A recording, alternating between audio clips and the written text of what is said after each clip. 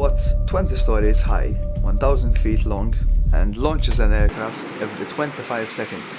Yep, an aircraft carrier. Being mobile air bases, aircraft carriers are strategically deployed to show a country's military presence. A handful of countries have one or two carriers capable of deploying fixed-wing aircrafts, such as China, the UK, India, France, and Italy. The US, however, has 11 super aircraft carriers.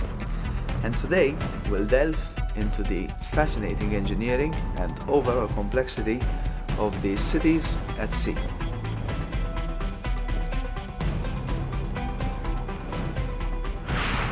An aircraft carrier, such as the USS Gerald R. Ford, could be home to 5,000 people while on deployment. Just like an ordinary city, jobs are varied. Approximately 2,500 people make up the air wing, which are mainly centered around the operation and maintenance of the aircraft, while the remaining 2,500 to 3,000 people form the ship's company, basically ensuring the carrier runs smoothly, from cooks to doctors to cleaners to nuclear engineers.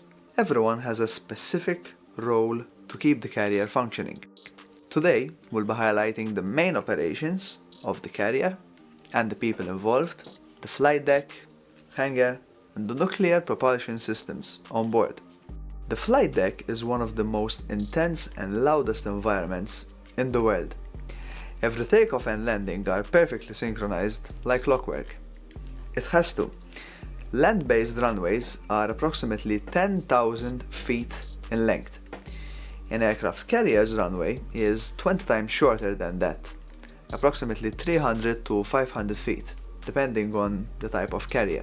To be able to take off from such a short distance, a catapult-assisted takeoff system is used. The flight deck crew attach the plane's nose landing gear to the shuttle, which connects the plane to the catapult system under the flight deck. A holdback is in place to stop the plane from taking off prematurely, while a jet blast deflector is raised into position behind the plane. When all the checks are completed, the catapult officer or shooter prepares the catapults for takeoff by filling two pistons with high-pressure steam.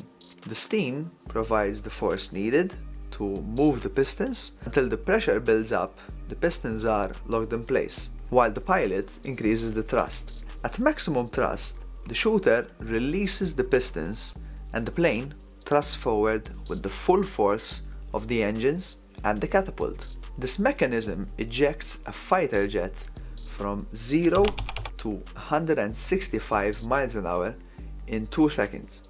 To take off is one thing, but the true masterpiece is actually the landing. You see, to land a 55,000-pound aircraft flying at 150 miles an hour, aircraft carriers use a relatively simple device. 4 arresting wires are in place along the runway. The pilot's job is to hook the tail hook, which is basically a hook attached to the tail of the aircraft, to any one of the 4 arresting wires in place. They usually aim for the third one. The wires are connected to hydraulic pistons which absorb the force of the plane through the tension of the cables. An interesting fact is that the pilot actually applies full thrust while landing to be able to take off again in case he or she misses all 4 arresting wires. We've mentioned quite a lot of people involved on the flight deck, and I don't know if you've noticed from the footage, but their uniforms are actually color-coded. There are 7 colors in total. Blue are those who operate motorized equipment, purple usually deal with fuels, green are mainly maintenance personnel, yellow are aircraft directors, red take care of ammunition and firefighting, brown are the plane captains while on deck and in the hangar, white is worn by health and safety personnel. This practice was implemented in US aircraft carriers back in the early 1920s and has stayed in use ever since. An aircraft carrier's fuel supply could last for 20 years on average. This is because they are propelled by two nuclear reactors. These reactors generate steam from the high temperatures in the reactor. That steam is then directed to steam turbines, which provide the rotation to the propellers, giving out approximately 280,000 horsepower. The steam turbines also provide all electricity on board and a dedicated desalination plant to provide drinking water for all the crew. Guys, while on the topic of energy and nuclear power, I've recently made a video on ITER, which is humanity's attempt to replicate the sun here on Earth. If you're interested, there should be a link somewhere at this point. Life on an aircraft carrier is definitely an incredible and exhilarating experience, and something that few people could say they genuinely experienced.